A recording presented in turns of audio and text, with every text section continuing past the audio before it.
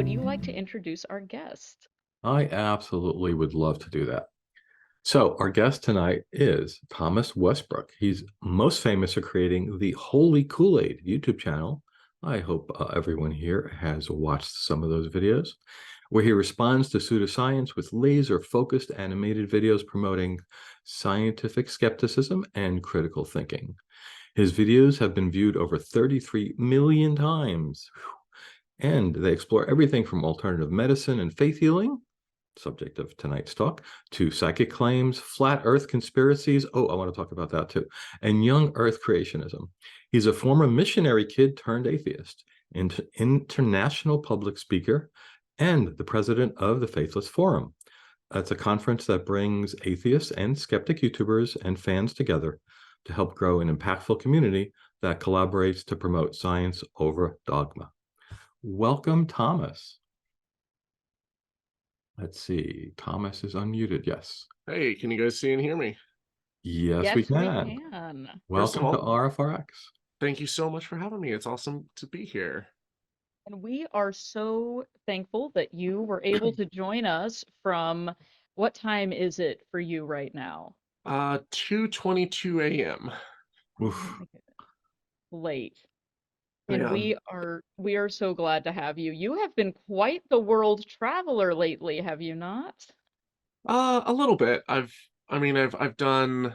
I was in Brazil for a few months, and I tend to slow travel because it's more affordable that way. You know, if I'm not paying rent back home, I can move to different countries where it's cheaper to live, stay for a few months, experience the culture, try new things, and then go to another country. Get like if you travel off season, you get one-way plane tickets. You can usually travel pretty cheap, and then continue the trend. And at the same time, I try to find interesting things to talk about. I learn about different religious practices, or right now I'm actually in France, and I'm in the process of working on a documentary about faith healing, faith healers, and the dark history of the faith healing movement. And so as part of that, there's a location here in France called Lourdes that has a Yeah. long history of being a pilgrimage site for people who are searching for a miraculous healing.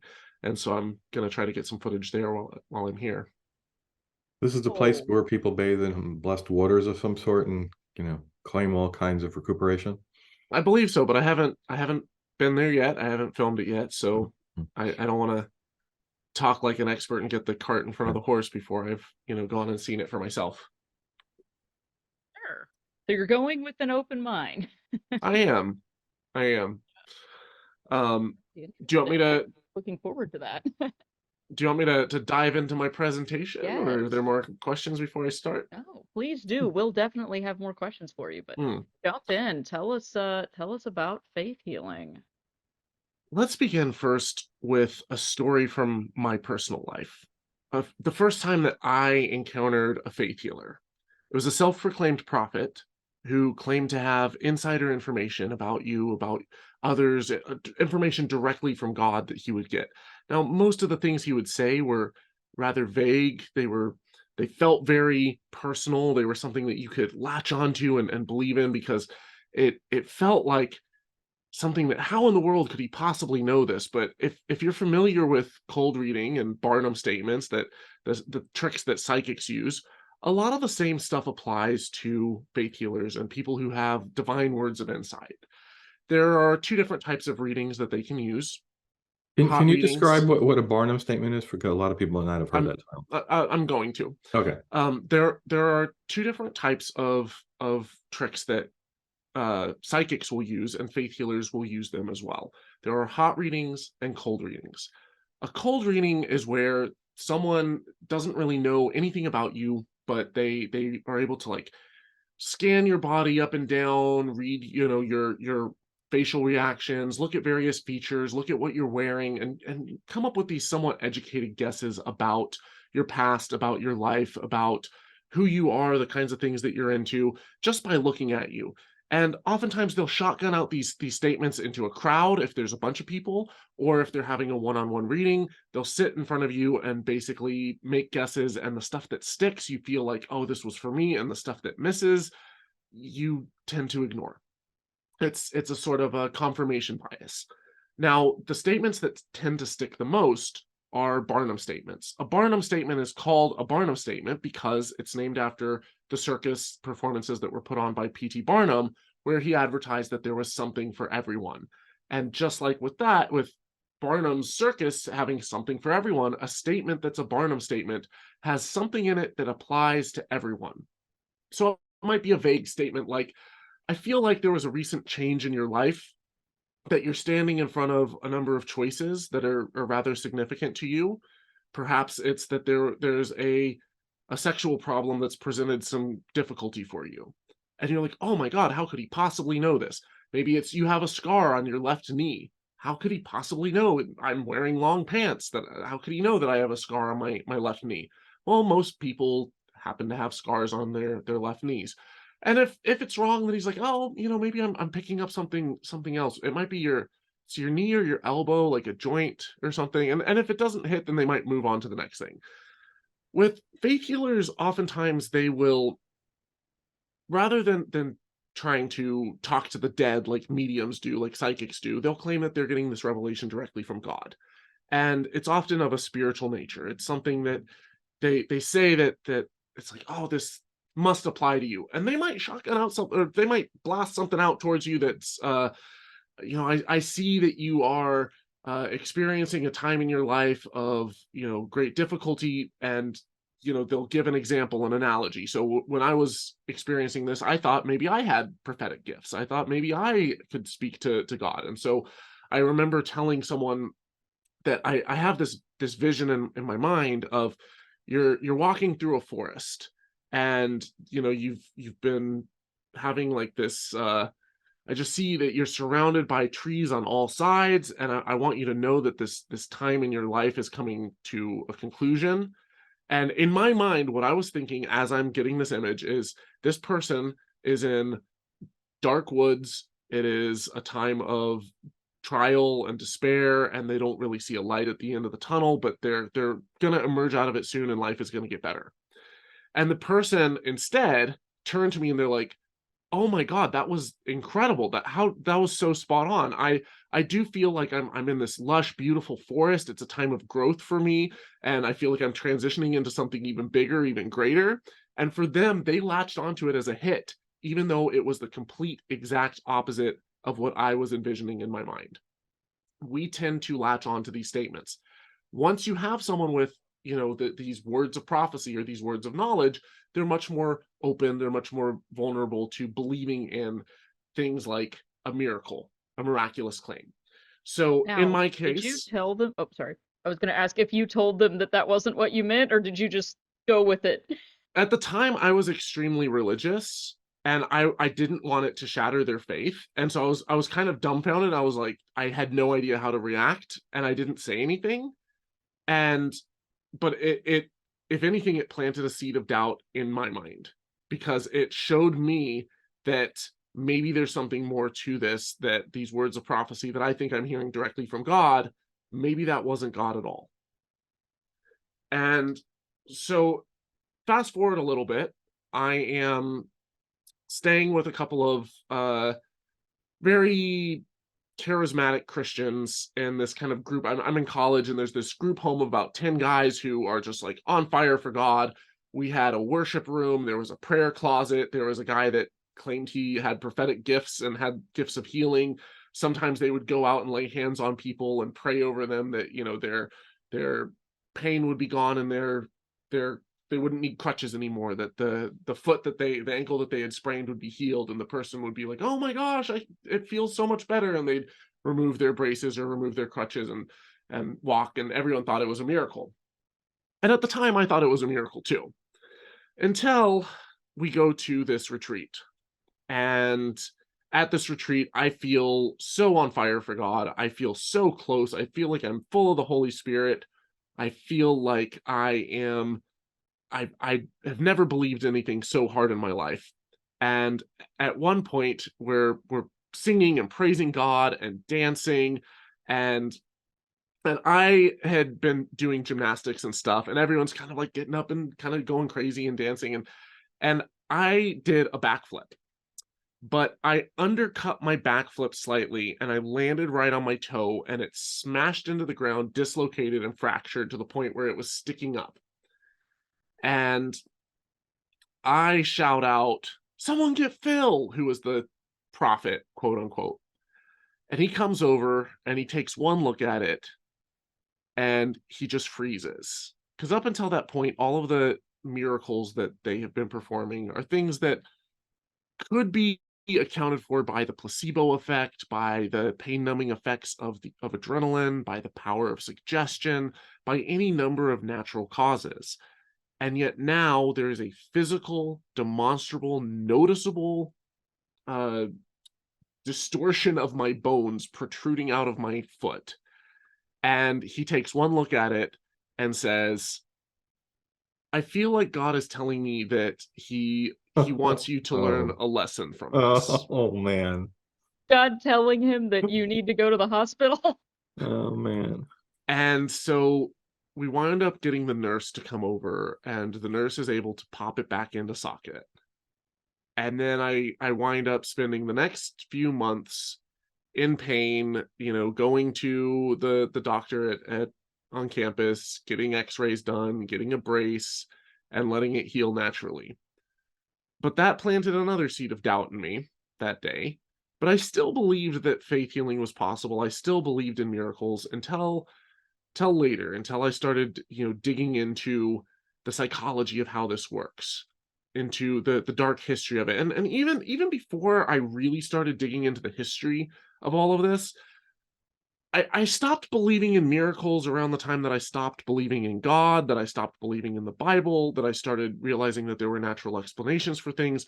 But it wasn't really until the last 2 years that I started digging really deep into the modern faith healing movement. And up until about 2 years ago, I knew that there were a few charlatans. I knew that there were a few people who had been caught red-handed doing things that were very obviously fraudulent, but I thought that they were sort of the outliers. I assumed that they were the bad apples and that most people genuinely believed this stuff, that most people who are, you know, praying over people for faith healing, that most of them believed it. And I still think that your average small town pastor, that your average person, that your grandma, that your run of the mill ordinary Christian really has simply fallen for it, that they've seen the effects of the placebo or of the like I said, how adrenaline can have really strong pain numbing effects. And people who come up to be healed in a line of at a revival genuinely think that there's something going on, and they're nervous, they're anxious, they're excited, there's anticipation, they're seeing all the other people in front of them fall over, and there's this expectation of that's what you're supposed to do. They take a stand forward in an act of faith, and they declare themselves healed, even if they're not there yet, even if they don't quite feel like they're there yet. They know that that's what you have to do. You have to name it and claim it. So they go forward in an act of faith. There's oxytocin running through your body from the laying on of hands, from the physical contact, surrounded by other humans in this community, all touching you. The pastor gets right in your face and says, the fire of God. This surge of cortisol, this surge of adrenaline, this stress of it all piling up in this chemical cocktail in your brain. And before you know it, the pain just completely disappears. Now, does it last forever? Does it come back? Doesn't matter. You think you've been healed. So you go home, you stop taking your medication, and if you have a serious condition like cancer, if you're unlucky, then there's a good chance that you'll be dead within a certain amount of time.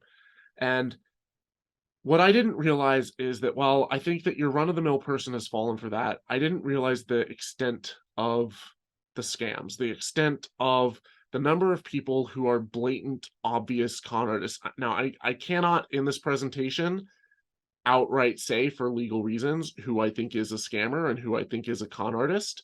I'll leave that for you guys to fill in the blanks. And because many of these faith healers have massive budgets, and I'm talking on the level of like Kenneth Copeland having $750 million as his current net worth, the last I checked. Some of these organizations pull in, upwards of $200 million a year. And because they can be very litigious, then I have to be careful with what I say.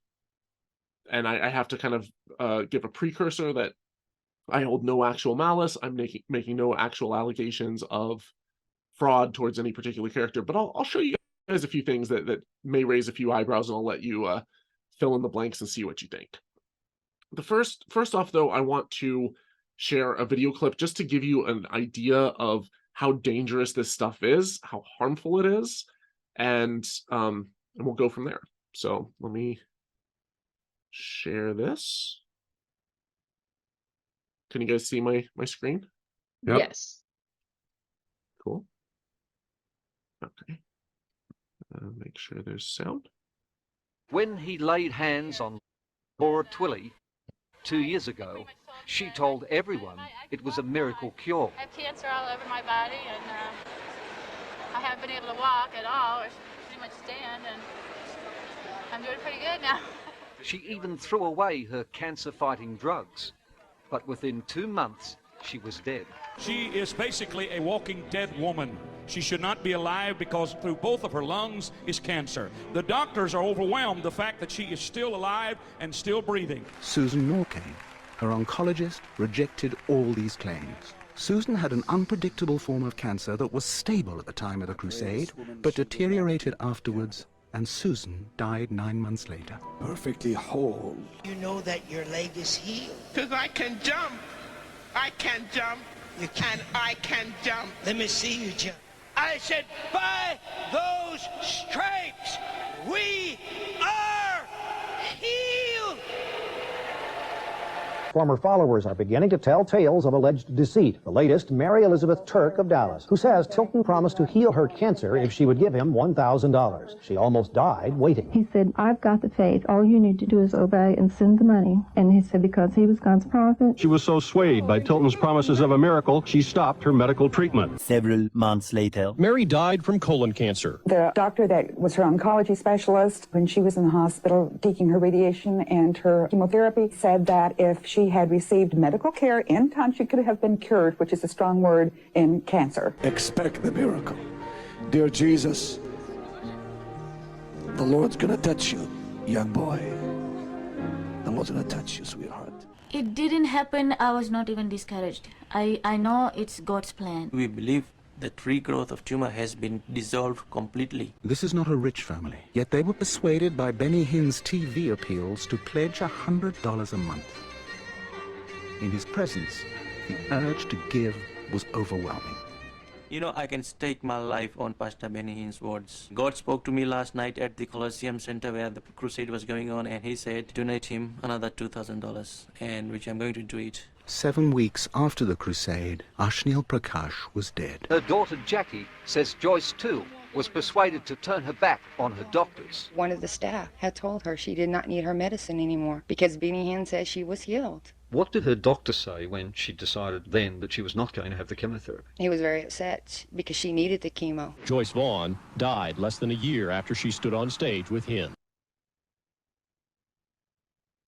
These are just a handful, just a tiny, tiny handful of the thousands upon thousands upon thousands of faith healing revivals that take place around the world. Why is there no legal accountability for giving people medical advice? Stop taking your medications. So I'm going to get into that, but a big part of it is that there are religious exemptions. In some cases, they have been taken to court for practicing medicine without a license. I'm actually going to get into a case regarding that, but they almost always are able to get away with it because of religious loopholes. But that said, of the few cases that you saw, those were from just maybe 5 different investigations that have taken place by media organizations looking into various faith healers. And in every single case, they found instances of people who stopped taking their medication and died as a result of it. Now, the other thing that you need to realize is that at some of these faith healing revivals, they will have thousands, sometimes tens, sometimes hundreds of thousands of people show up. They declare that thousands of people are healed. Some people don't come forward and say that they're healed, but they'll declare themselves healed, and as an act of faith will stop taking the medication themselves. And then they go home and they stop taking the medication and they die. But the faith healers or the news organizations that follow up with people are usually only able to track down maybe 5, 6, 7, 8, 9, 10 people at most. The most that I've seen is there was a newspaper article where it took a guy 2 years to follow up with 20 cases. And that was one of the largest samples of someone actually following up with the people from, it was a doctor who was following up with people who claimed that they were healed at a Morris Cerullo revival in London. But most of the time, these news organizations, if they ask the faith healer for cases, the faith healers will, kind of go through and pick out their best examples of people who they think are healed, and they'll only give them 5 or 10 different names. And yet, in every single situation, they've found people who died among those lists. And that's just 10 out of, 750 people who claim that they're healed, or 1,500 people who claim that they're healed. Who knows just how giant the death toll is, just how big the mountain of body bags is that trails behind these faith healers wherever they go. And they're doing it at a massive profit, because it's not just the risk of people's health, the risk of people's lives. It's also they're conning people out of massive, massive amounts of money. It's a huge scam.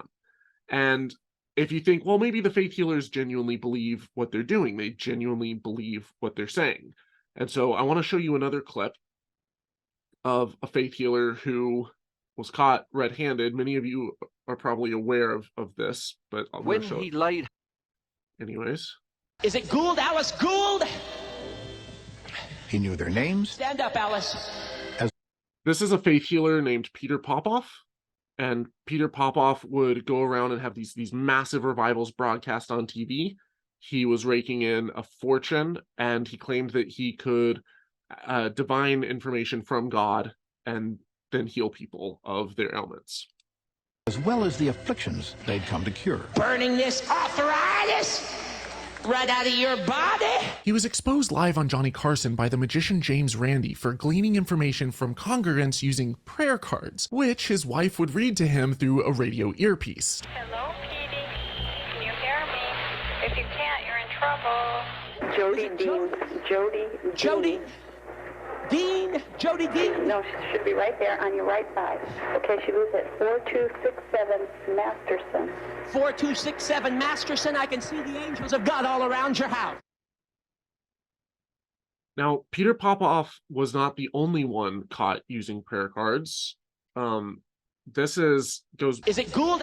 Goes as far back as there's a faith healer named William Branham who used the similar techniques. He didn't necessarily use an earpiece, but what he would do is he would collect people's names, their addresses, their afflictions, and then he would use these to claim that he had some sort of divine information from God.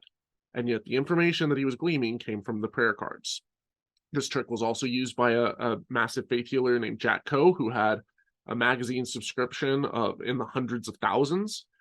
He would get people's names and addresses as they came in, claim that he had divine information about them, would perform faith healings, and then he would use the magazines to retarget them to sell his books, to get donations, to raise a fortune in order to spread this even further. And the whole time he's living in a gigantic mansion, driving this brand new car, and living large at the expense of the people who he's preying on. Now, this prayer card technique, I want to say that I've seen at least like 6 or 7 faith healers that I know have used this trick. I don't want to misquote. I don't know the exact number. I'm sure that it's much higher than that. But to give you an idea of the scale of the quote known, how do I say this without getting sued? Just to show you how many of these faith healers are involved in absolute utter bullshit and know it. Jack Coe, when he started his magazine, he would have other faith healers featured in it as well. They would travel the US and they would perform massive tent revivals. They would go from one city to another. They would perform various tricks, and they would have people come in and give them tremendous amounts of money. Well, in addition to Jack Coe's magazine, Jack Coe was heavily featured also in the Voices of Healing magazine, which was organized by William Branham. It was started by William Branham, eventually taken over by Gordon Lindsay. William Branham, as you saw, used the prayer card method. William Branham was actually anointed by the Grand Imperial Wizard of the KKK. And the entire time throughout his ministry, as he's traveling, he is promoting the Grand Wizard of the KKK. And I believe his name was Davies or Davis. But he's using his platform to promote a political agenda. The entire time, William Branham is speaking out against interracial marriage. He's speaking out against in favor of segregation. Repeatedly throughout his sermons, refers to Martin Luther King as the Antichrist, and any push for civil rights, he's actively speaking out against, and he's using this platform to do it. You're talking about David Duke, right? No, this isn't David Duke. Oh, it's somebody else. Okay. This is back in like the 1940s. Oh, yeah. Okay. Roy Davis. Roy Davis. Oh, yeah. And so, sorry, I was drawing a blank. My my excuse is that I'm feeling a little sick, and I just took some medication, so my brain's like at a fraction of Thank you for being here. You are a rock star. Of course. I'm glad that I can. I've been wanting to do this for a little while, and I feel bad that I haven't. So hang on, let me send you some healing. If you put your hand to the screen, yeah, you'll feel better. Is it working? Do you feel better? Good. I'm good. Oh, I feel good, great. perfect. Yeah. Yay. Yeah. The power of not believing in God heals you. Yay. So as Branham is touring the nation, he is also joining forces with Demos Shakarian, who started the Full Gospel Businessmen's Fellowship International, which is a mouthful. And they're using religion to push political agendas, to connect with politicians, to gain money, and to to fight against civil rights. They join forces with Oral Roberts, the founder of Oral Roberts University, with Jack Coe, there's probably, if you're familiar at all with, if you kind of grew up in the charismatic movement, almost every major televangelist that you hear, Kenneth Hagin, eventually Kenneth Copeland, you see names like F.F. Bosworth, A.A. Allen, T.L. Osborne, all of these big name people are joining forces, doing the whole circuit, and join, not just writing articles for the magazines, but preaching alongside of each other. Now, I don't want to say that it's guilt by association, one person is bad, therefore everyone else is, but there's one smoking gun that I found that connects all of them, where it's kind of a surefire demonstration that they're in this for the money. When Oral Roberts, I want to say in the 1960s, 1970s, he was coming upon hard times because he was having difficulty paying his expenses, and he had to sell his private jet. Oh, poor guy. Poor Oral Roberts. That year, he only made $5 million, and so he's like, oh no, I've got to somehow find a way to raise more money. Now, Gene Ewing, who was another massive faith healer at the time, heard about Oral Roberts' plight. And Ewing says to himself, hey, I think that I can help. So Oral Roberts asks him, hey, do you want to buy my private jet? And Ewing flies out to meet with Oral Roberts and sits down with him, and he says, Oral, you're in trouble, and I think I can help. And Oral is like, he's the big man, so no one ever talks to Oral Roberts this way, but he's like, what have you got in mind? And Gene Ewing, over the course of the next several days, lays out this elaborate scheme he's like, here's how it works. You send out a mailing to all of your newspaper followers or all of your magazine subscribers. You find names of people in, you know, various regions, and you target poor people with less education, and you tell them in a particular directed mailing towards them with their name on the top, with certain things underlined and, you know, certain words. It looks like it's handwritten, it's signed by you, or it looks like it's signed by you. And you have this first letter that goes out. Don't ask for money in the first letter, but what you say is, I couldn't sleep last night.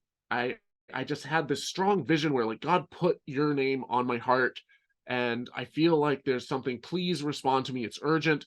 Don't share this with anyone else. And the reason that they say don't share it with anyone else is because, you know, they want it to be like, this is a confidential between me, you, and God. Like, we have to join together, and the devil he wants to intervene, and others want to shoot it down, and so you have to keep this between us. But by doing that, he stops them from potentially in the future sharing this with other people who would notice the scam that's coming and call it out and point it out and save people from giving away their life savings. So he sends them this letter.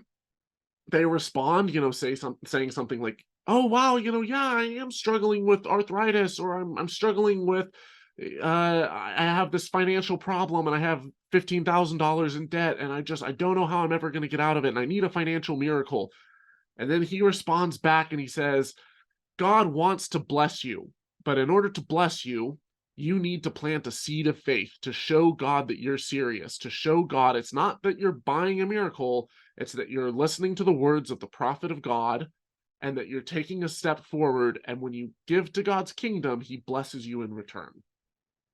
And so he sends this back to them, and there's this whole back and forth that keeps going back and forth and back and forth, and they'll send little gimmicks. A tiny packet of table salt that is allegedly from the Dead Sea and it's blessed, or a little packet of miracle spring water, or this prayer rug that you lay out that's, you know, this cheap little plastic rug that when you kneel down and pray and stand in faith, then, you know, you send it back in. But every time that you send it back, you have to attach a gift of $15, of $25, of $77, of $1,000. And people who are desperate, who are destitute, who are deeply in debt, who are hoping for a miracle, as they get these letters, if they have doubts on the letters, there's testimonies from people who are attributing any kind of financial wealth, windfall that came their way. They're attributing it to the fact that they gave $15 to Oral Roberts' ministry. So they'll say, oh wow, my grandfather died and left me inheritance money, and I had no idea. I didn't see it coming, but then all of a sudden I had $15,000 and I was able to pay off my credit card debt, and it's all because I gave $15 and took a step of faith and stood firm with Oral Roberts. And so this back and forth scheme continues for dozens and dozens and dozens of letters, and in some cases people wind up giving away their entire life savings to these ministries. And Oral Roberts winds up going on to build an entire university. He winds up, you know, having multiple private planes. His protege, Kenneth Copeland, picks up where he left off. Kenneth Copeland was Oral Roberts' co-pilot of his private jets, and now he has a ministry worth $750 million where he pushes the prosperity doctrine as well, which is the doctrine that, like, if you give to God, you get in return, and that God wants you to be rich and wealthy and healthy. And so this takes off, and within 1 year, Oral Roberts' ministry doubles in value from $5 million to $10 million, and as a thank you, he just gives his private jet away to Gene Ewing. This is so successful that Gene Ewing, before long, realizes, hey, I can probably get out of the faith healing ministry and just run this for other faith healers. And he does. And so before long, Gene Ewing has picked up Robert Tilton, who was a major televangelist, Peter Popoff, T.L. Osborne, and I think Don Stewart, I believe Ernst Baxter, and there's at least like 7 or 8 really big name ones that have been confirmed to have been clients of Gene Ewing. And within a short period of time, Gene Ewing is no longer the only boat in town. There are at least 5 other companies running this same direct marketing scheme back and forth to get as much money out of people as possible. At the same time, various faith healers start promoting other schemes to make money, and they get discovered for planning to. Benny Hinn comes along and says, "Hey, I'm building this giant building. I need to raise $100 million. It's going to be like this Christian theme park, and you're going to get to come in and hear, like, there's going to be these 3D holograms, and you'll hear the messages and the sermons of these great faith healers of the past." He raises all this money for it, and then all of a sudden he gets this word from God that God says, "Actually, I want you to wait." He's like, "Well, God is a shrewd businessman, and if God says wait, then you wait." All of a sudden, Remember all those Bible verses about the importance of capitalism. Yeah, well, and within a week or two, he basically says, actually, God says not to, and that he's got other plans for the money, and God has other uses for this. And guess what? One of those plans entailed. It just so happened that, coincidentally, Benny Hinn bought a $15 million beachfront property in California, and traveled around the world and flew his private jets to Hawaii, and stayed in $15,000 a night hotels, presidential hotel suites in Dubai, and just absolutely living large. Robert Tilton allegedly was funding this orphanage, and I believe it was in Haiti. Gathers all this money, raises all this money for it, and then when a news crew goes to investigate, they realize that there's just an empty building, and that there's nothing there, and that there was like another orphanage that got like a tiny donation from Robert Tilton, and they're like, "No, he's not really our sponsor. He just gave like this one tiny little sum or whatever." And so they're using these tactics to prey on people's emotions to raise money, and then where the money actually goes, there's no transparency, because religious organizations, they're nonprofits, but unlike regular nonprofits, they don't have to file the same paperwork. They don't have to file the 990s to show where the church's finances were spent. And so people will give money, and there's no transparency, there's no oversight. Now, some of these faith healers have been taken to court. Back in 1956, Jack Coe, he brought this boy forward who had polio, prayed over him, said that he was healed, claimed that, this boy is going to be able to walk again. And he takes off his crutches, and he kind of stumbles a little bit, falls to the ground, stumbles a little bit. And Jack Coe says, "Look, it doesn't look like it's a complete healing, but God has begun working. You just have to act in faith every single day. Sometimes it's a process. Sometimes it takes time. Go home, remove the crutches, and God will bless you." So his mother does that, and the boy is struggling for several days before his dad finally puts his foot down and says, "You're hurting the boy. Can't you see what's going on?" And they go and take him to a doctor, and the doctor says that his legs have been damaged as a result of this, and that if he continued walking on his legs, they would be permanently damaged. And this is a boy of maybe 4 or 5 years old. So they wind up taking Jack Coe to court and suing him. Coe is arrested, taken to the courthouse. He's charged with practicing medicine without a license. And in response, he blasts out this newsletter to all of his followers. He sends out mailings to hundreds of other incredibly powerful, incredibly wealthy preachers, saying that the Church of God is under attack, and that they are being persecuted, and that this is the work of the devil, and that we need to protest. We need to write letters to the judges. We need to write letters to the mayor and to the governor of Florida, and we need to show up and picket outside the courthouse. So at least 200 people show up and start protesting outside of the courthouse. Now, the day he got arrested, he posted bail and went back and continued doing his faith healing revivals, because they would do these week-long or 2-week-long tent services where they'd come to town and hold these meetings and raise a bunch of money and claim to heal people, and then bounce and go on to the next city. So he continues doing it, but then over the course of the next month, he's got court dates and stuff, and people come and protest, and the judge hears the case and basically says that, well, is he really practicing medicine without a license? He genuinely believes it. He honestly thinks that he's healing people. It's his faith. There's freedom of religion in this country that people also believed, and so we've got nothing. Like, we're not going to process it, and they let him go. And that's really kind of been the case ever since, is that if these faith healers have ever been arrested or tried or prosecuted, then they always get off on some sort of a religious loophole, with a few exceptions. If they are caught for some form of tax fraud or tax evasion, then typically they'll go to jail for that. But when it comes to telling people that they're healed, you can tell someone all day long that you're healed of cancer and, you know, you're good, and you're not going to go to jail for it unless you tell someone that from the religious, you know, the pulpit, if you tell them to go out and commit a crime and they do, then you can get in trouble and you can go to jail. But if you simply say, like, hey, you're healed, you're good, then there's not really anything that the courts can do. And hopefully that'll change in the future, but unfortunately that's the case. This is part of the point of, you know, the answer to the question, well, what's the harm in people having bad beliefs? Well, now there is a little bit of a silver lining to the Jack Coe story. That same year in 1956 that he claimed that he cured this boy of polio, there was a lot of pushback from other organizations. There were various, even Christian organizations like the Church of God, that came forward and offered him a $5,000 prize if he could demonstrate and prove that he could actually perform miracles. And he didn't step forward. He didn't actually do anything. There was a newspaper expose that followed up with a number of different cases and didn't find a single miracle.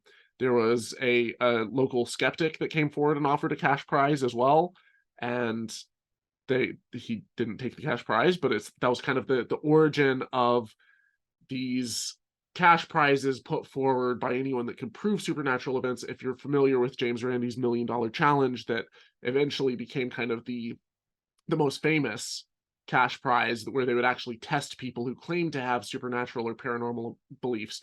This is kind of the early precursors to that. So Jack Coe, that same year, after getting all this negative publicity and press, he catches polio in 1956, and instead of turning to faith healers, that very night he was supposed to have a sermon that he was giving on prophecy and seeing the future and making these biblical predictions. But due to unforeseen circumstances, he had to cancel, and he was rushed to the hospital because, you know, nothing is more telling than a faith healer who has to go to the hospital. You know, it's why so many of these faith healers, like Bill Johnson, wears glasses. It's why Kenneth Copeland has a pacemaker. It's why Catherine Coleman went to the hospital when she got sick and died there. And it's why Morris Cerullo didn't turn to faith healers. He went to the hospital and died there. They all of them, it's like their actions speak much louder than their words. While in the hospital, Jack Coe, he wrestles, he struggles with polio, continues to deteriorate, and eventually dies on the same day that he was supposed to have a massive faith healing revival with a bunch of other faith healers. That right there should have been the end of this entire movement. It should have been the most surefire smoking gun, this is BS, nail in the coffin that you've ever seen. But instead, the faith healers started making excuses. They said things like, oh man, if only I'd been able to be there to pray with him in person, then we could have healed him. As though God is somehow limited by distance or by hospital walls and can't heal someone by distance. Even though these are the same faith healers that will tell you to lay your hand on the TV screen and they'll pray for you through the TV and heal you. Or pray for you over the radio and heal you. Another faith healer said, well, I wanted to come and raise him from the dead, but his wife wouldn't let me. So the excuse, why not? She just thought I want to know the story. Really didn't like him. Just must not have been God's plan, you know? But these faith healers continue to make excuses, and the ministries continue. Jack Coe's ministry passed to his son, Jack Coe Jr. Morris Cerullo, when he died, his ministry passed to his son. And a lot of these faith healers pick up various proteges that they teach the tools of the trade, the various tricks to, and you'll see them continuing on these legacies and raking in massive amounts of money. And when you actually start to dig deeper and look into how they're interconnected, they're not just using the same direct marketing. How do I not say con artist? Routines. Yeah, so they're also using. I've been working with or emailing back and forth, and I went and did a couple of interviews with, and have been digitizing a lot of the expose footage of a Christian organization that is a watchdog group that tracks a lot of these faith healers and televangelists, and this organization is called the Trinity Foundation. They've been instrumental in almost every single major television expose that has been done on televangelist fraud and faith healing scams. And they said that they estimate that it's about a $50 billion a year industry, and that among these faith healers, there are hundreds of them, and every time that you dig into it, you realize that they share the same lawyers, they share the same accountants, they share the same marketing advisors. They speak alongside each other at the same marketing meetings. They use the same tricks. They use the same tactics and techniques. And so this is very, very, very interconnected. It is very well operated. It's a well-oiled machine. They have connections within government, within politics. Paula White, who is a prosperity doctor and faith healing preacher, was Donald Trump's personal pastor. That shows you the level, the extent of this, like how much sway they have on politicians, because they reach massive audiences. They have entire TV stations. Kenneth Copeland has the Trinity Broadcasting Company. He has a $750 million net worth. Oral Roberts has his own university. You know, these televangelists have massive, tremendously huge power, like reaches, and a lot of power and a lot of sway. And because people are taught that the faith healers and the pastors, that they're someone who has truth with a capital T, and these are the prophets of God and they're apostles of God, then they listen to them. They listen to the words that they say. And even if the person is incredibly greedy and is buying their 7th private jet, that's seen as a feature and not a bug. It's seen as, oh, God must really be blessing them, rather than this person is using all the tithes and donations for personal financial gain and for greed. Why would God bless someone with 7 private jets? What benefit would that do for God? I would love to know what God's motive would be for that. Well, you know, it's for the ministry, you know, to be able to travel and reach more people with the gospel. Because you can't fly commercial, you know. No, I saw the video about that with Kenneth Copeland, how they can't go on the regular planes. Because he doesn't want to be in a tube filled with demons, you know. I don't want to derail this too much, but we'll have to come back to the question about why Trump, who everyone believes really is an atheist, would have had a private minister like that. Let's talk about that later. Yeah, well, and a big part of it too is a lot of these same faith healers, and many of them are in what's called the New Apostolic Reformation, which is a kind of subset of, it's not a very clearly defined denomination, but it's sort of a subset of Pentecostalism. The charismatic movement as a whole, specifically like the prosperity doctrine branch of Pentecostalism, tends to be very heavily saturated with people who push or, you know, who use various faith healing scams. And the reason for this is that there's no oversight.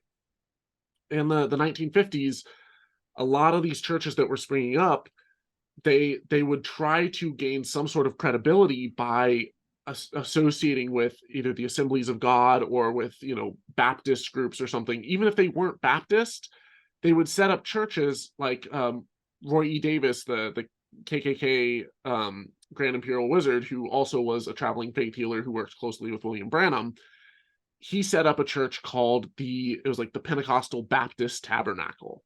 And it wasn't Baptist, but because Baptists tend to have a little bit of oversight, they tend to have some sort of board of people who, like, if he can be defrocked, he could lose his ordination if he's acting outside the lines of what they deem as ethical. But Pentecostalism doesn't have that. So you can set up your own independent church and you're just like, oh, we're independent. And there's absolutely no accountability whatsoever. And so a lot of these churches have kind of sprung up within that same model, if you will, where they'll start these independent churches with no oversight, and then they'll share a lot of these tactics with each other and pass them on. And I want to give one more video example just to show you just how obvious and blatant this is. This is one of the most telltale signs of that you're dealing with a scammer, is what I like to call the leg trick. And it goes like this. I don't have the exact clip, but basically you'll see a faith healer who brings you down to the front, and he tells you that there's something wrong with your back or with your spine, and that he can grow out your legs, and that one leg is shorter than the other, and that's what's causing you all this pain. So he has you sit down in a chair, lifts your leg up, and then prays over you and has your leg supposedly grow out. And I want to just show a little bit of this video, but this is gonna be so amazing. Right leg, I command you grow. Leg lengthening. Possibly one of the most notorious tricks in the faith healer's toolkit. It's been used by everyone from A.A. Allen in the 1950s to W.V. Grant, Todd White, hundreds of others across the globe, and hell, it's even been used in Bethel's own promotional materials. So is it actually a miracle? Or, as the magician Darren Brown puts it, is it Absolutely the mark of a charlatan. Hey everyone, I'm here today with my friend Eric Murphy, and we're going to demonstrate some tricks that faith healers use in order to convince people that they have miraculous abilities. Particularly in this instance, they'll tell people that, oh, you have lower back problems, leg pain and stuff, hip pain. It's because one of your legs is shorter or longer than the other. Fortunately, I'm able to pray over you and cause one to grow out so that now they're even and all your pain will go away. And in the moment, you're experiencing a placebo effect. You're experiencing pain relief. But in order to make it look like your legs have actually grown, there are at least 4 different ways that they will pull off this trick. This first method is very basic, but it's been used for ages. W.V. Grant used it in the 80s and 90s. It went back even further than him, and it's been around for ages as like a magician's trick. Essentially what they do is if someone comes in with slip-on shoes, they can lift the shoes up, and as they're lifting them up, they take this part of the heel and they can slide the shoe off and on. Now, you don't want to slide it completely off or else it's difficult to get back on and that gives it away. So I'm showing you for the camera, but all you're going to do is just pull it a little bit off the foot and then shift it back on. So off and on, off and on. If as I lift them up, I slide it off a little bit, now it looks like this foot right here is shorter than this one here. Other one too. Oh, look at that. W.V. Grant has actually gotten really good at it over the years because he's done it so many times that he'll do it one-handed, where he kind of holds it like this and shifts it with one hand. Father, in the name of Jesus. But literally all he's doing is taking this shoe right here and slowly shifting it back on. Give him a new spine. Here it comes in Jesus' name. It's growing out. Hallelujah. Look. It's growing out. Hallelujah. But you do it slow enough and it looks like this foot is, especially if you add a little movement to this one, a little jiggle, and it looks like they just grew out. And now, amazing, they're flush with each other. It's a miracle. So I'm not going to go through all of them, but just a quick overview. There's another method where if you have, let's say you don't have slip-on shoes and the person's got boots or something, then you can actually tilt their ankle back and forth like that. And there's a clip here where there's actually a Christian documentary called American Gospel that showed it kind of sped up.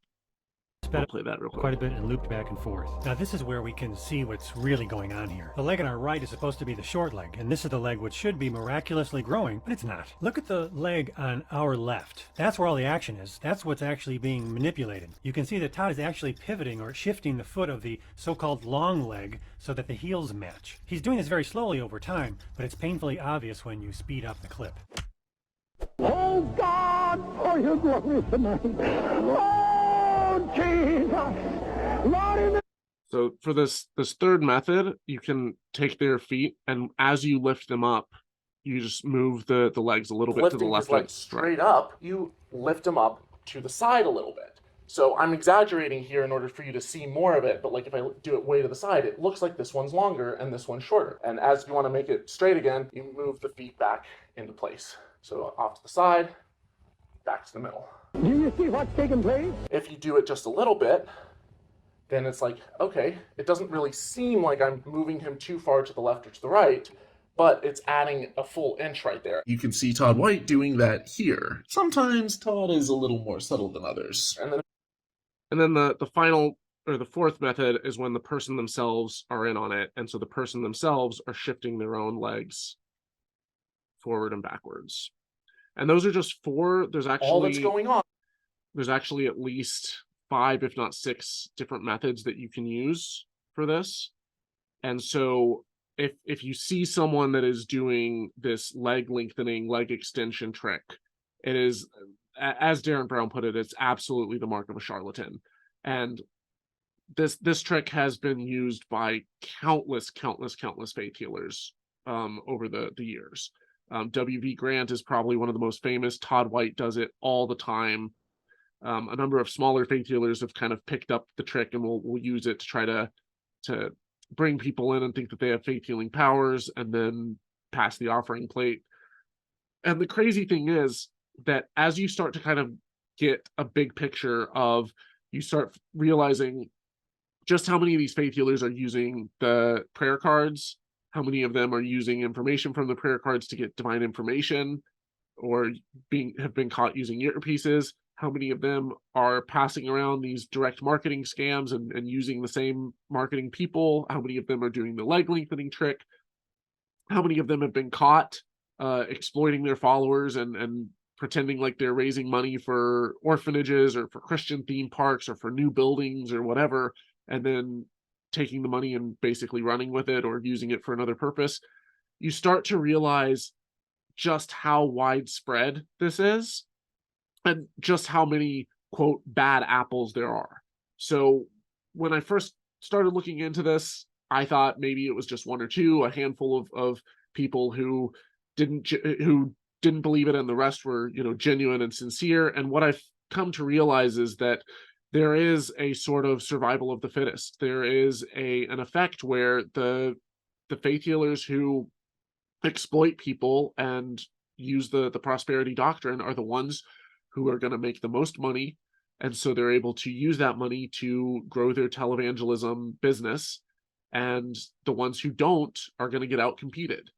And what you wind up with is dozens and dozens, if not hundreds and hundreds, of the largest, richest TV people and televangelists and faith healers in the world that are all using these same tricks. And I have yet to find one that I am convinced is genuine and sincere in what they believe and what they teach. Thank you. Wow. That's so upsetting. And those tricks that you were showing, a lot of people were commenting in the chat about how, wow, if it's that easy, how come all of the people praying over my scoliosis haven't fixed it yet? Great point. Yeah. This is just, I'm so floored by the statistics that you gave us about all of these numbers of people that literally died as a result of these scams. That's so disturbing. Thank you for sharing this information with us and telling us about this and staying up until the wee hours of the morning to discuss with us. I'm actually in the process right now of working on a feature-length documentary. I haven't done a public announcement. What I'm probably going to wind up doing is on my channel, I'm going to make a trailer for it and then use it to kickstart. But I want to take this information and package it up in the most smoking gun expose. That there's been a number of TV station, news organizations that have done big exposés on various faith healers over the years, but because a lot of it has been done by smaller stations and they're running 24/7 news broadcasts, they don't keep all the footage of when they've done an expose on someone, and so it's really, really hard to track down. And what I found is that the Trinity Foundation, which is this watchdog group, they have a lot of the tapes on VHS, but some of them have been sitting in storage for 20 years, 25 years.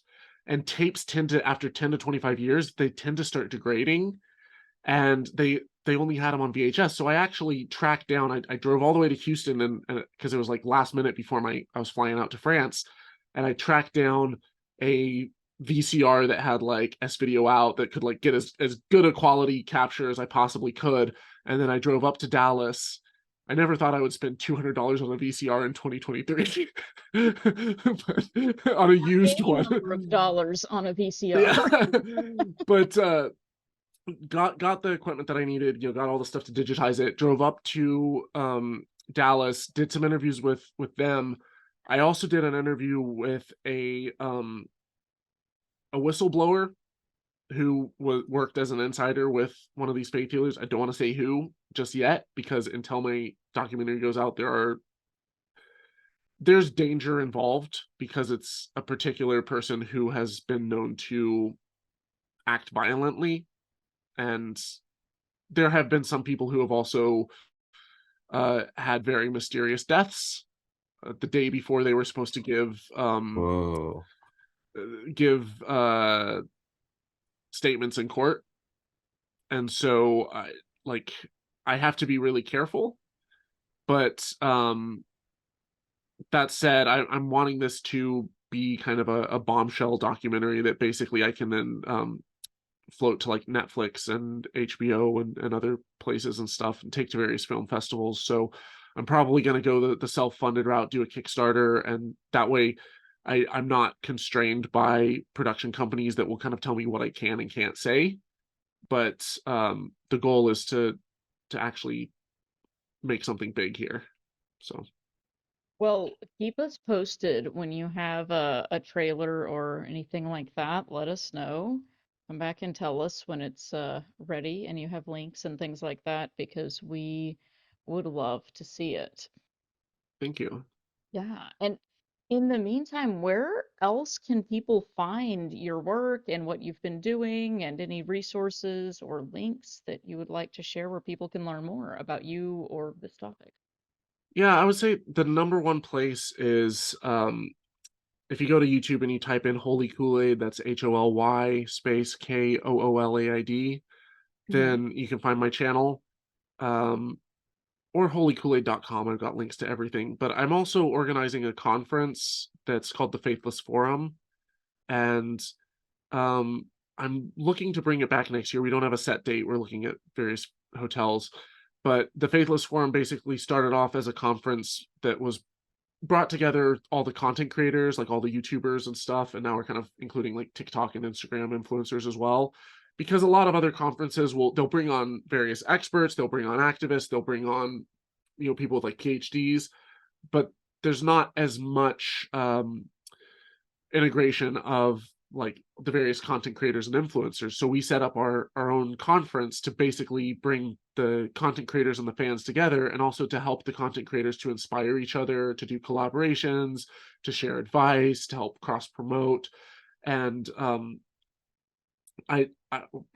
we did 3 different, I think the first one was 2018, 2019 we had to postpone in 2020 because of the pandemic, and then we brought it back fall of 2021, like a small scale version, and now I'm looking to bring it back in 2024.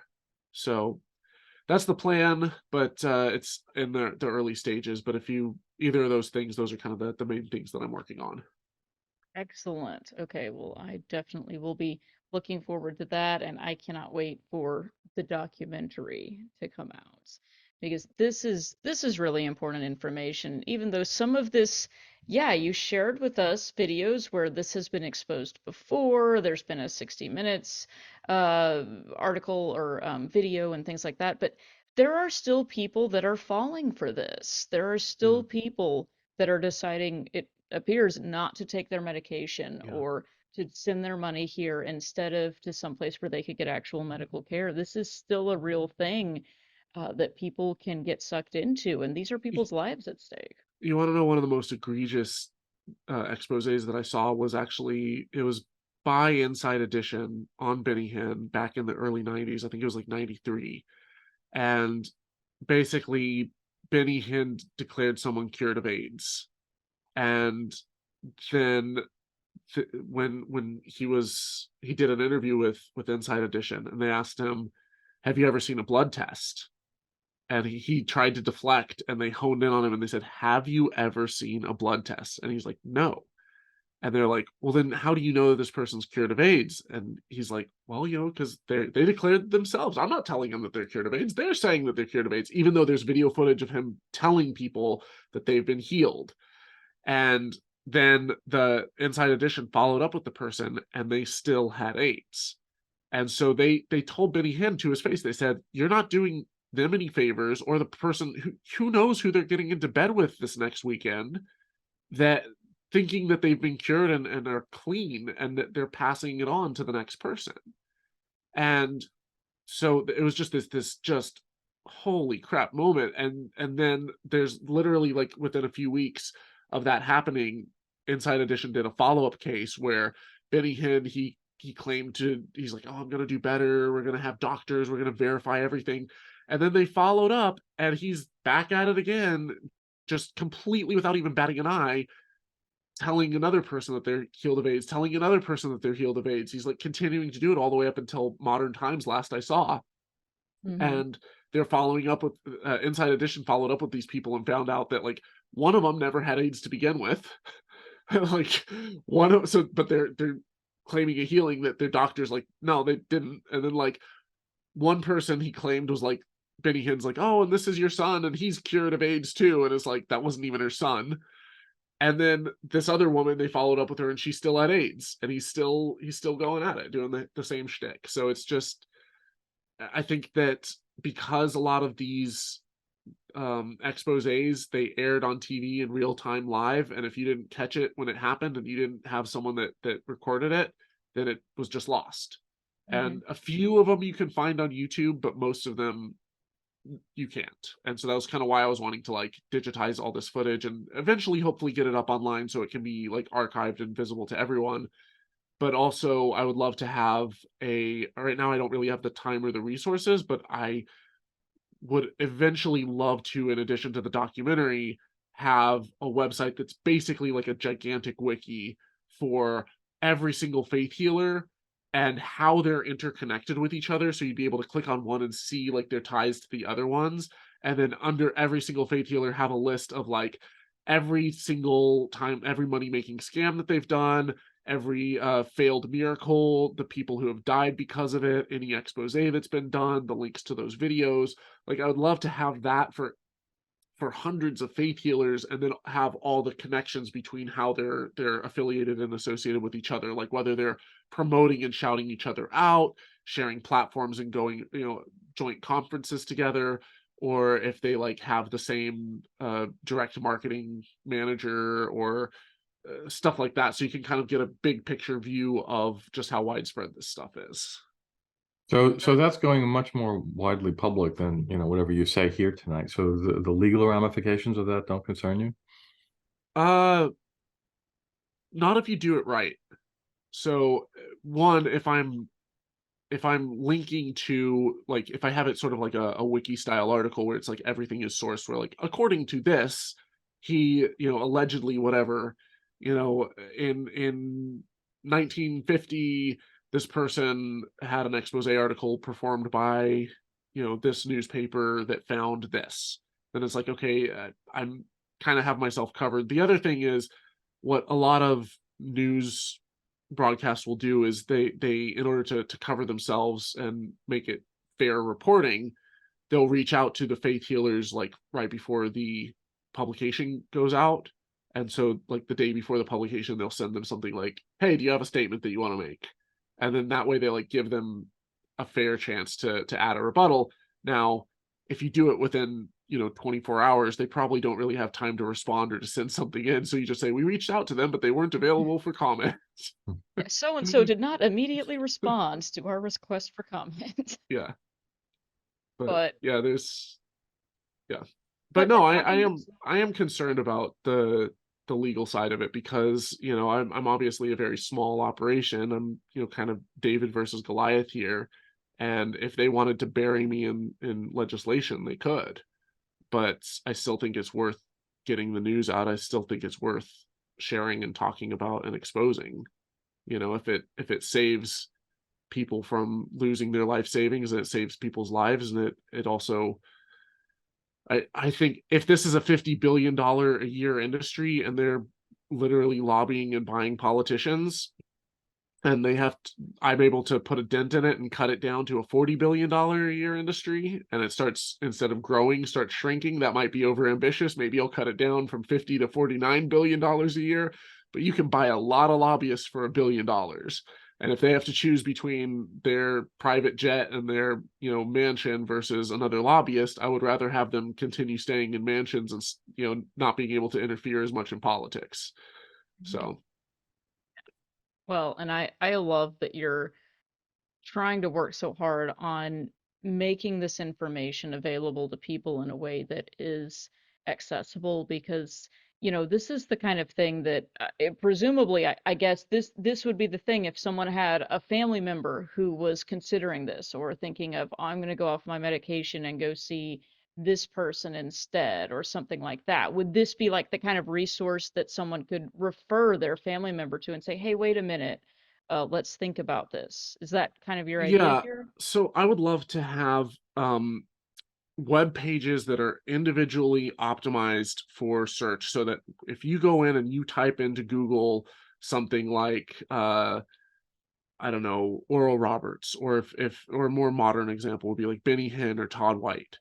And if this comes up within the first page of Google, and it's a web page that's literally like all of this dirt on one of them and all the times that they've been exposed, then I want that to be a resource that is like, it's unbiased. I don't want it to be hosted on holykoolaid.com where it's obviously an atheist website. I want it to simply be like a very objective site, and even maybe work with Christian organizations like the Trinity Foundation. Like there's a guy named John Collins who I just had a long phone call with the other day, who he runs an entire operation called his website's called I think it's William-Branham or williambranham.org, where his family was very integrated into the Message cult, which has between 2 and 4 million members.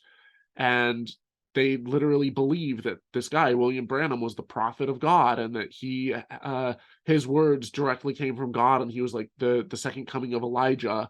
And they, in their church services, instead of reading the Bible, they will literally play old tapes from William Branham as if it's like higher than the Bible.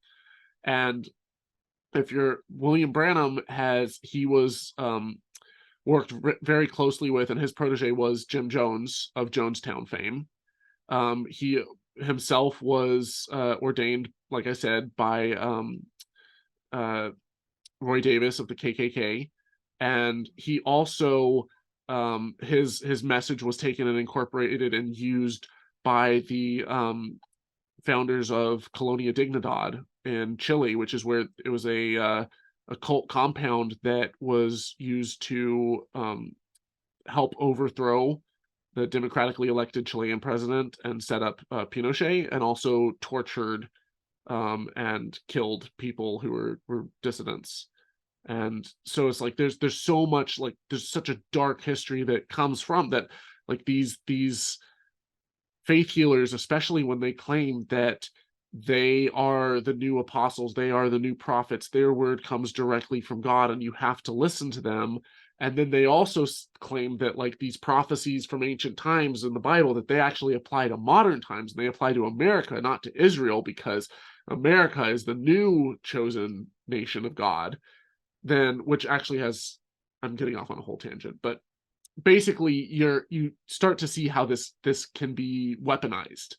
And so John Collins, he was very deeply in the Message cult, and like his grandfather actually was friends with Branham and actually pastored Branham's church after Branham passed away.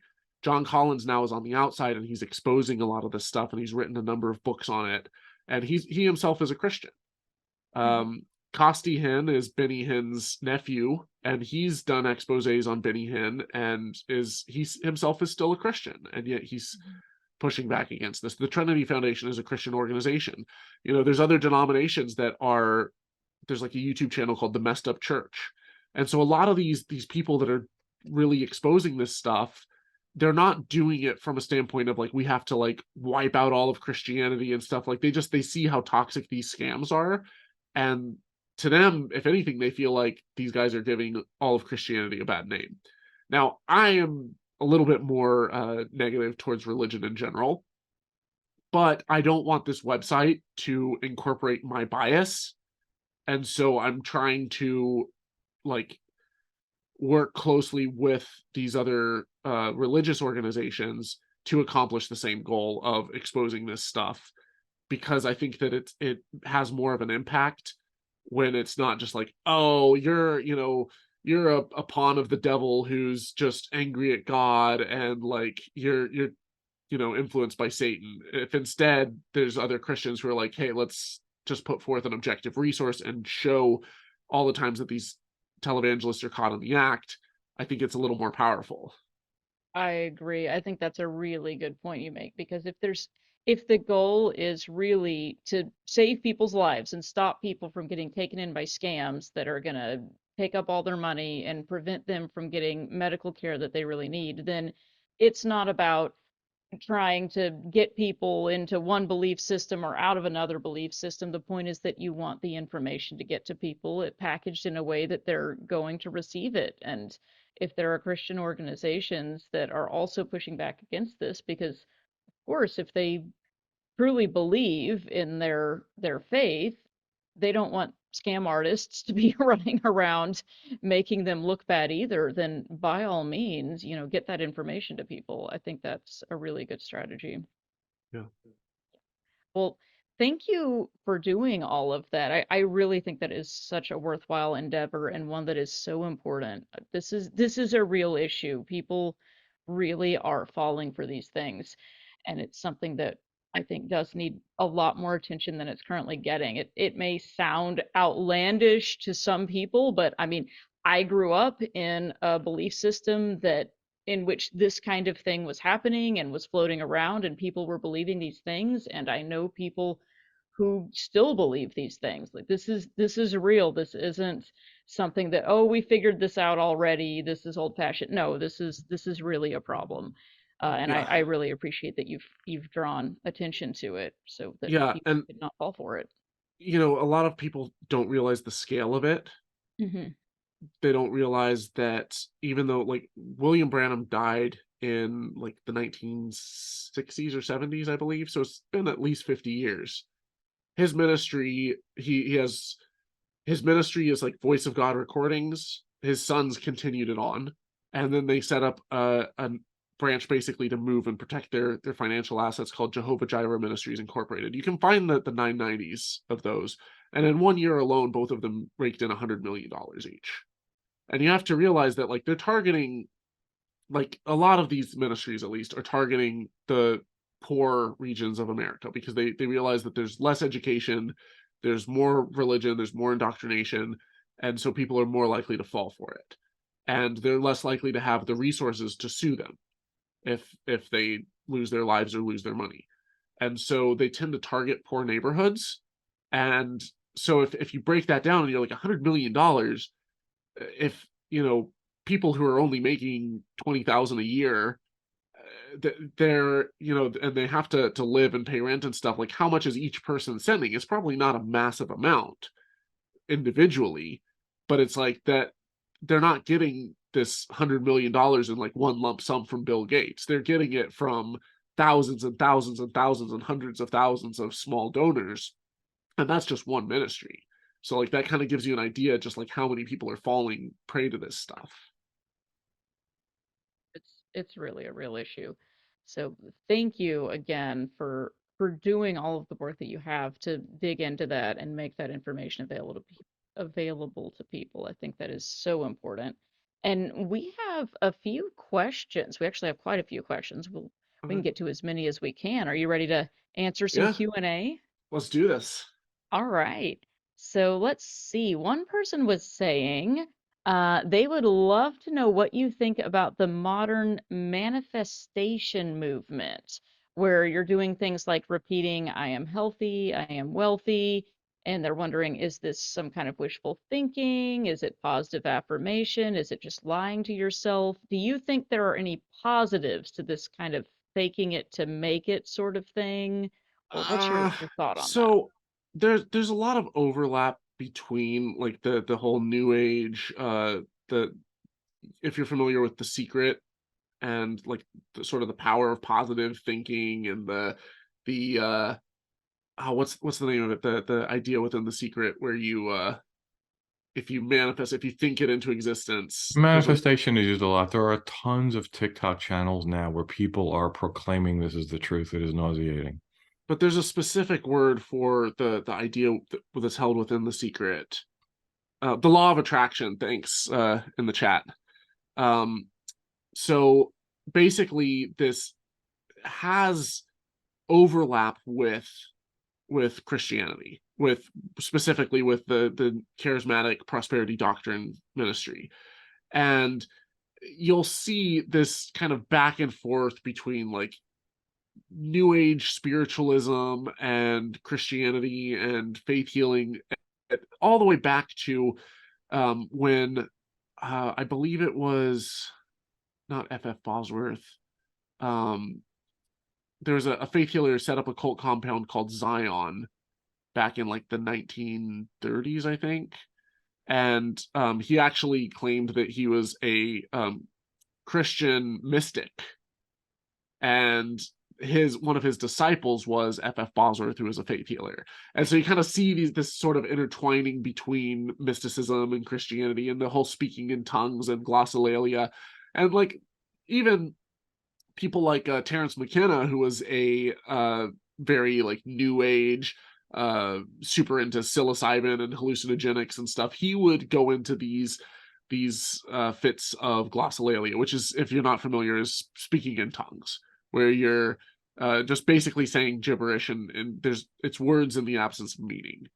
And faith healers do this all the time. Before the 1800s, the notion of speaking in the tongues of angels and just performing this weird gibberish and stuff, and the gifts of tongues wasn't really a thing. And then it became a modern thing that was taken up and carried forth, starting with the like Azusa Street revivals, the people like my brain is drawing a blank right now. It's only 4 o'clock in the morning. Yeah, but if you Google search like the origin of Pentecostalism and the Azusa Street revivals, there's like a couple of names of like various people who all of a sudden pushed for speaking in tongues and faith healing and stuff like that. And I'm sure the names will come up to me as soon as I'm done with this, but but essentially that overlap kind of carried forward, and certain faith healers went more the route of The Secret and the law of attraction, Joel Osteen being one of them, where it's kind of like he almost never quotes from the Bible, he almost never touches on scripture, but he's like, you know, God wants you to be healthy, he wants you to be well, you just have to think it into existence, you just have to pray and believe, and if you believe hard enough you can make it happen. And I think that there is a danger for sure to that kind of thinking, because one, it tends to blame the victims of bad circumstances, because it's like, well, you just didn't want it hard enough, you just didn't think hard enough. And some people work their asses off doing, 2 or 3 jobs at a time, and they're working full-time plus, they're maybe 60 hours a week, 80 hours a week, trying to put food on the table for their family. They're doing everything that they can, and it's just like they come from horrible backgrounds and have absolutely no opportunities and have no education, and bad luck after bad luck, followed by health problems and no safety nets. And it's like, to just blame them because they didn't think hard enough, I think is really messed up.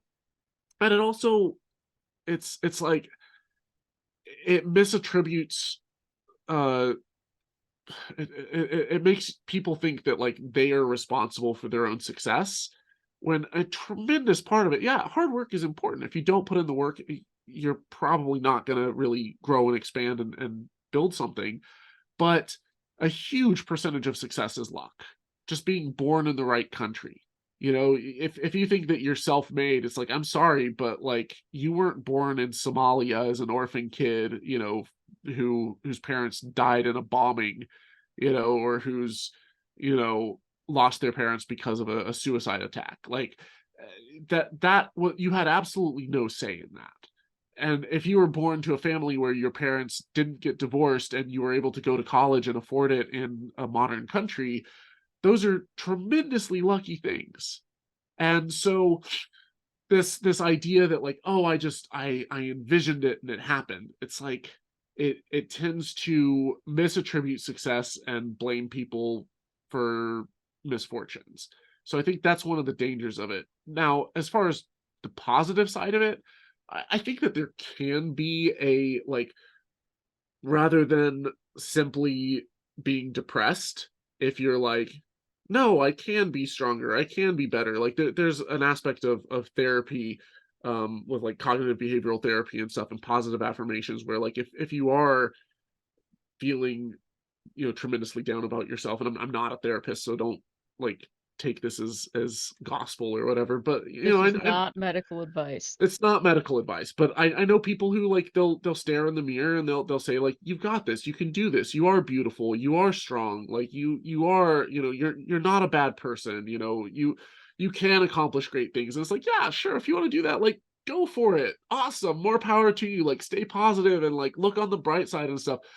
There's a fine line between that and toxic positivity, where people are just like, instead of realizing like, yeah, this sucks, but I can get through it, and like, but I'm gonna acknowledge the pain and work through the pain. If they're just like, oh, you shouldn't be down, like you shouldn't ever be sad, like just be positive. And it's like, okay, like, sure, but what are we really doing to heal? What are we really doing to move forward? Is this actually the best approach? I don't know. I'm not a therapist, but I think that it's it's a tricky issue. But I would say, like, if you're kind of conscientious of the pros and the cons, I don't see a problem with someone wanting to have positive thoughts. But I think that the law of attraction is obvious new age bullshit, and it's that faith healers use it, to their own advantage to get people to, yeah. Yeah. I think you really tackled the nuance to that question really well. I pretty much agree with everything you just said.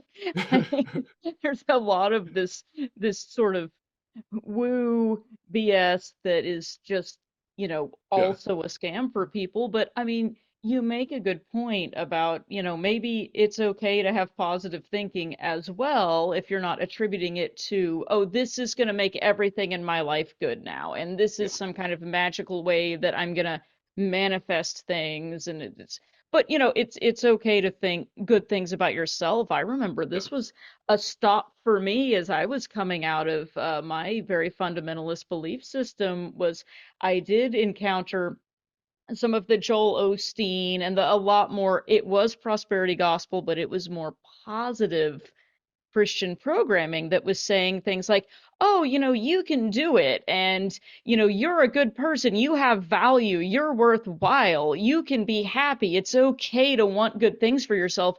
And that's a big departure for some people from what they've been taught about you are worthless, you are broken, you are dirty, you are going You're to hell, everything sinful, you do is bad. Yeah, and it's you kind of deserve to burn. Yes, for me, that was like a bright light. Oh, this is so much better. Let's go with this one instead. Of course, also there's all of these other problems that come with it that you mentioned, but you're not going to be able to like think really hard and hope really hard and manifest a parking space into existence. Right. That's not why would that be a thing that God was focusing their time on in the first place?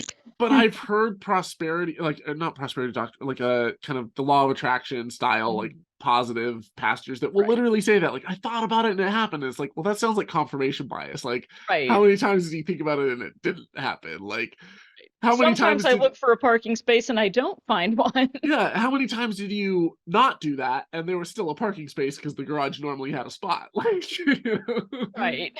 But I don't think you can manifest things into existence like that, but I do think that the brain is remarkably plastic, like neuroplasticity. You can actually rewire your brain, and that I think that when you feel empowered to change, then you're more likely to be able to. So Yes, I think that's it. To the extent that it empowers people to be doing things in their life for themselves rather than waiting for something to be bestowed upon them, great. But at the same time, to the extent that it's locking people into these woo beliefs, no. Yeah. Yeah, a friend of mine who's a scientific skeptic was on a cruise and she encountered for the first time the Abraham Hicks thing. I put the link in the chat. Have you heard of that one? I've heard of him. I'm not Yeah, super familiar. he's a spirit. This woman, Esther, channels the spirit of Abraham into telling people huge seminars, like the ship was full of believers in the law of attraction kind of crap. Huh. Yeah. Interesting. Okay. I've got time for a few more. Yes, exactly. Rob, do you want to pick a Yeah, question? so I kind of categorize them into follow-up ideas. So to I follow up with love this Rob's discussion. organizational skills. Yeah. So Thomas, are faith healers as common and prolific as in the past, or do you think the movement has waned at all? Or perhaps there are more of them because of the internet. What do you think? In terms of overall numbers, it's hard to say. I don't really see any signs that it's slowing down. I know that there are hundreds of them now. I know that there were hundreds of them before. When it kind of comes in waves. So in the 1950s, 1960s, there was a massive surge, a massive revival called the Voice of Healing revival. Since then, there have been a number of other revivals that have happened. One of the more famous ones was the Toronto Blessing in the early 90s.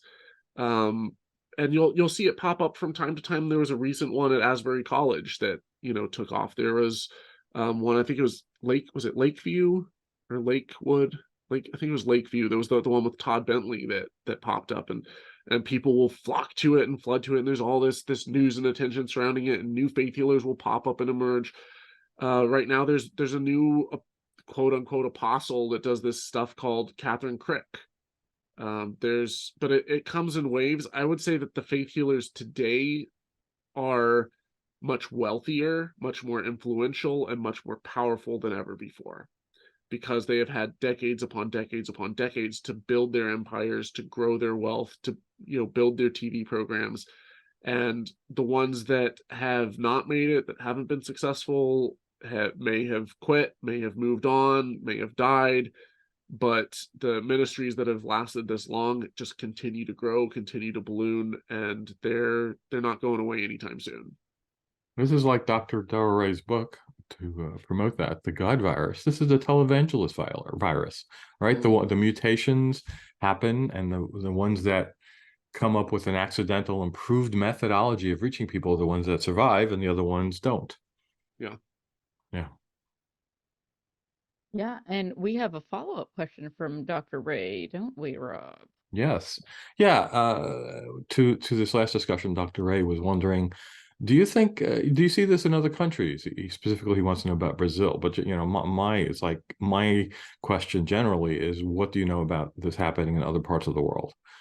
Yeah. So actually, it's funny that you mentioned Brazil, because it's hard to track the finances of specific faith healers and say definitively who the most wealthy is in the world.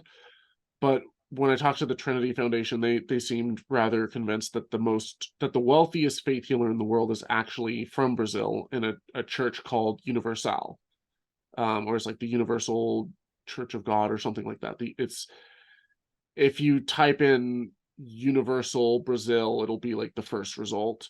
And basically this guy is absolutely filthy rich. And there's even, if you speak Portuguese, you can find a clip of him bragging and talking to other pastors, basically telling them the tactics, and there's like an undercover video that leaked of him saying, like, here's how you're able to get people to give more money. You prey on them emotionally, you make it seem like you're doing this, and you say this, and you can get them to, like, open up, and then you can drain their wallets and stuff. And that's not enough to stop the guy.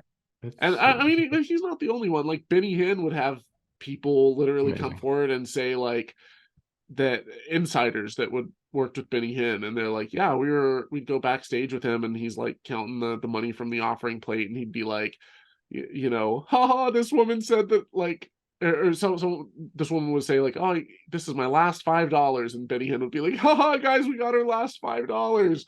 And then like he's literally going out and like, you know, staying in these $15,000 a night hotels. Oh my goodness, that is enraging. Yeah. That is so upsetting.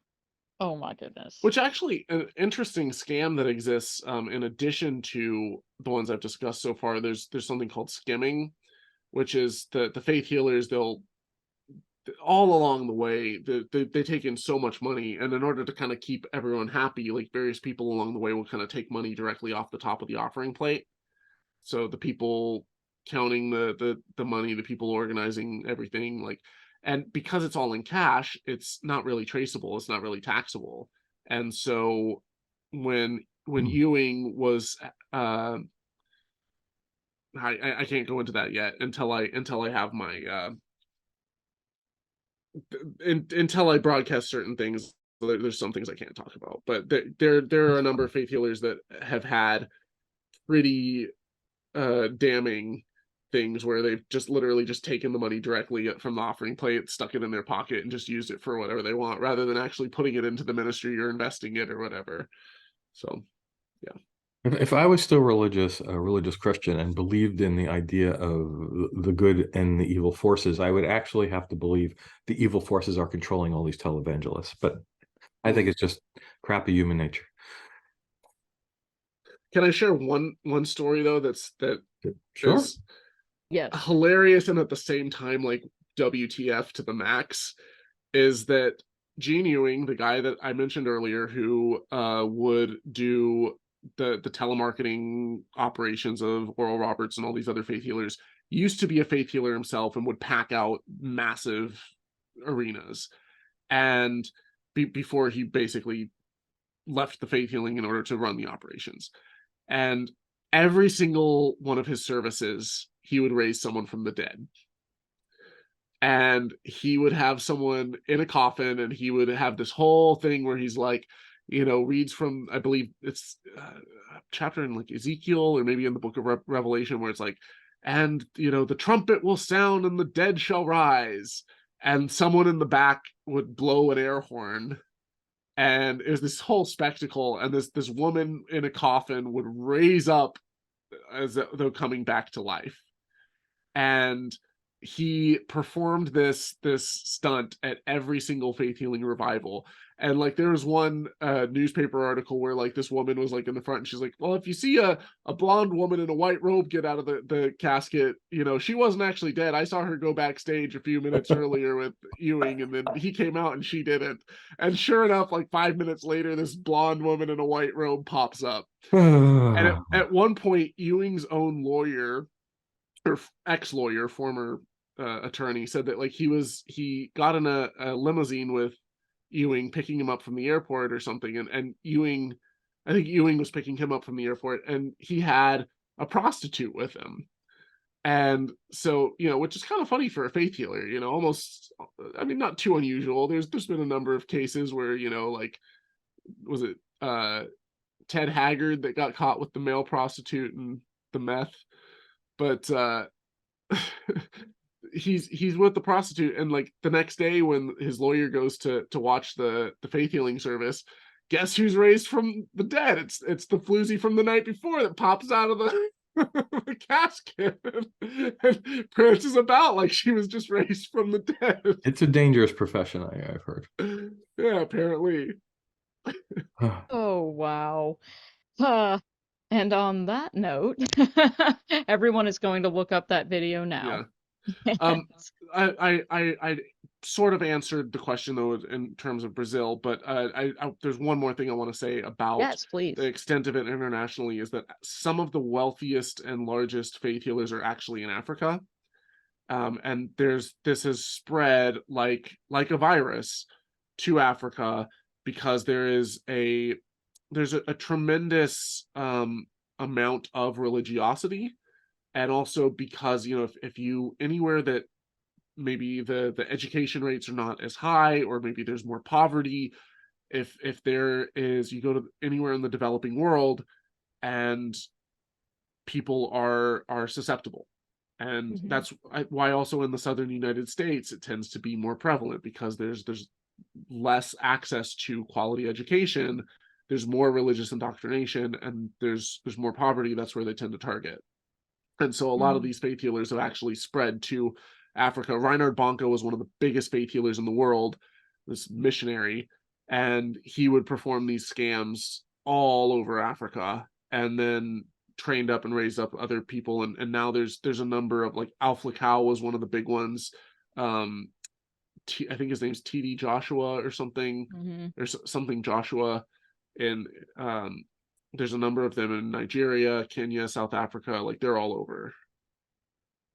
Yes. No, and that's a great point, that this is preying on people who, in many cases, don't have good alternatives, and taking advantage of people who are already dealing with a lot of challenges in their lives. And it's selling wishful thinking to people who are not receiving what they should be or could be from other services. And that's another one of the draws that's so insidious.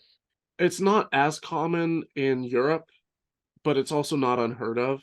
Like I said, Morris Cerullo had his faith healing revivals in London. There's a famous faith healer named Torben Sondergaard, who's from Denmark, and he's been exposed doing a number of really shady things, but he was recently arrested in the US for basically illegal immigration, and yet there was like a US senator that was like, oh, he's being persecuted for his religious faith. And the reason he was in the US was he was fleeing, quote, persecution in Denmark, where they were investigating some of the shady things that he was doing, including basically taking people off the street who had severe mental illness and like screaming in their face, casting demons out of them, causing severe trauma, and many of including cases where they were children. And the Danish government actually looked into it, because props to them, and he fled the country to avoid, having any kind of oversight. And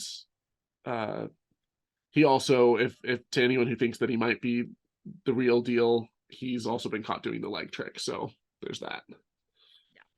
And this is something we could talk about all night, and we're going to go to the hangout and continue the conversation. Thomas, I know it is the middle of the night for it's not even the middle of the night anymore. It's probably morning for you. I don't know if you're able to stay for the hangout or not. You're certainly welcome to, but I know you do need to sleep at some point. But, do you want to stick around? I'll stay for a half hour, but it's 4 a.m. here. So. You're amazing. Okay, stay Do for I need as to long as follow you a link, like. or how does it work? No, we're gonna stay here. We're gonna wrap up. We're gonna have a couple of closing thoughts from Dr. Ray, and then we're gonna turn off the recording and we're gonna start the hangout. And there's a bunch of people that had questions and comments that would love to continue to interact with you. So thank you for staying as long as you are able to stay with us. And just real quickly to wrap up. Get some water while he's... Yes, take a break while we wrap up. Thank Thomas you. nods off on camera. We can just shut his camera down. Yeah, we'll turn it off. Yes, take a quick break. We'll wrap up here. Don't forget to join us next week. We'll be back again, same time, same channel. We're going to have our Halloween episode next week with returning speaker David Teachout. He's going to talk about how sometimes we persist in these beliefs in souls and spirits and magic, and kind of how we deal with that in our lives, and taking a look at a few examples of how we can become more consistent in our views of humanity. And I think it's going to be a lot of fun. How am I ever going to catch up to the number of talks he's given if every time I do one, he does one or two? I know, Rob. We're going to have you on more. We need more logical fallacy and conspiracy theory episodes. I'm deciding this now, and guess what? I get to decide this. So yes, Rob's going to be back dictator again. of RfR. The dictator of RfR. Yes, it's we like to have fun here, and we give the people what they want. So let us know what you want to see more of. Don't forget to check out more episodes between now and next week on our YouTube channel or wherever you find your podcasts. Don't forget to send questions and comments to us if you have any, or ideas for what you'd like to see more of at our email, rfrx@recoveringfromreligion.org. Check out the blog and the podcast. And Rob, where can people find us on the Oh, yeah, social? all the social medias. The Facebook main page is Recovering from Religion. That's an easy thing to remember. There's also a Facebook support group, which is the RfR Support Groups, plural, Support Groups Project. And on that platform, formerly with the bird logo and now with the big black X, we are RfR.org. On Instagram, which is still Instagram, we are also RfR.org. And on TikTok, we are at Recovering from Religion. Yes. And real quickly, we'll do our exit poll, and then we'll bring on Dr. Ray to give us some closing thoughts, since it is time for us to wrap up real quickly with the closing poll. And if you want to hear the results and commentary on the opening poll, stick with us for the hangout. We'll start off with that. And to end with this, y'all know the drill. It's the same questionnaire as always. Statement number 1, this program was relevant to me. Answer choices are 1 through 5, with 1 being not at all relevant. I don't know why I even showed up here tonight. Through 5 being this was very much relevant to me. This was great. I loved it. Actually, it's just about relevance. It's not whether you liked it. That's a later question, to be clear. The second one is the speaker was clear and understandable. Answer choices are on that same scale of 1 through 5, with 1 being not at all understandable, what we sometimes call banana phone, couldn't hear a thing, all the way up through 5, very clear, very understandable. It's like he was here talking to me right here in my room. Number 3, I will definitely attend future programs like this. Same answer scale, 1 through 5, 1 being definitely not again. This was awful. All the way up through 5, we'll definitely attend again. This was great. I want to hang out with you fun folks again.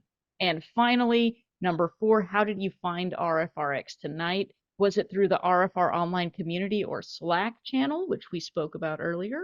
Was it through a meetup event?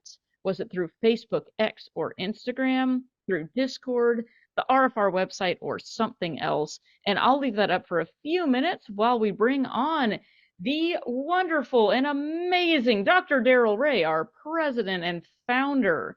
Go ahead. Well, okay, that's a pretty big build-up here. I don't know how to follow that up. Is all Thomas about the back? build-up.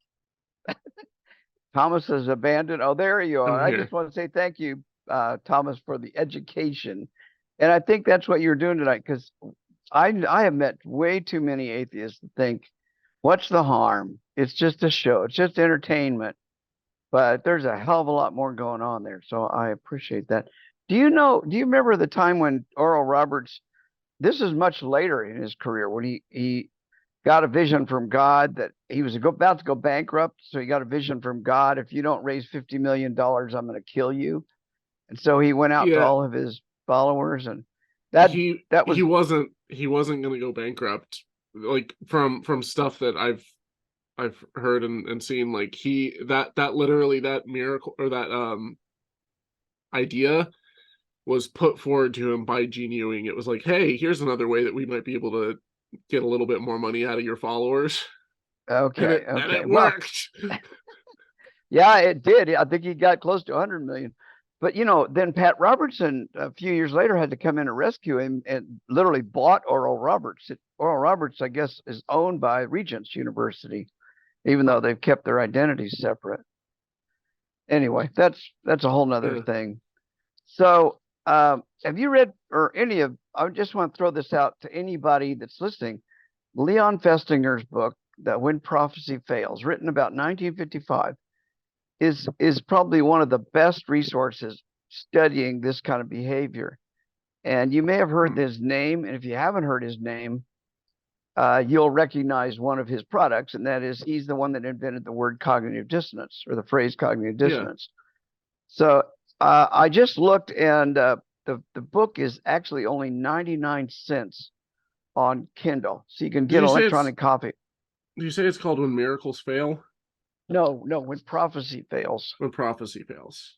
Okay. Now it doesn't specifically talk about healing kind of stuff like you're talking about, but the same phenomena. It talks about he actually infiltrated. He got some of his graduate students to infiltrate a cult as the cult was actually starting.